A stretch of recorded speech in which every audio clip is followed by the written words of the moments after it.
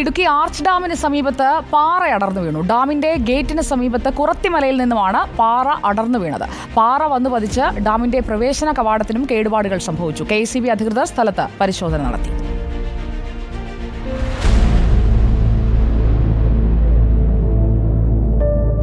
ഇന്ന് പുലർച്ചെ 5 മണിയോടെയാണ് കുറത്തിമലയിൽ നിന്നും പാറ അടർന്നു വീണത്. ഡാമിന്റെ ഗേറ്റിന് മുൻവശത്താണ് കൂറ്റൻ പാറ പതിച്ചത്. ഗേറ്റിനും കേടുപാടുകൾ സംഭവിച്ചിട്ടുണ്ട്. പുലർച്ചെയായതിനാൽ മറ്റ് അപകടങ്ങൾ ഒഴിവായി.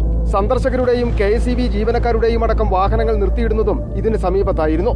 സമയത്ത് വീടിന്റെ അപ്പുറത്തെ സൈഡിലേക്ക് വീഴുവാണെങ്കിൽ എൻ്റെ വീട് ഉൾപ്പെടെ നാശനഷ്ടങ്ങളിൽ വന്നു ചേരും.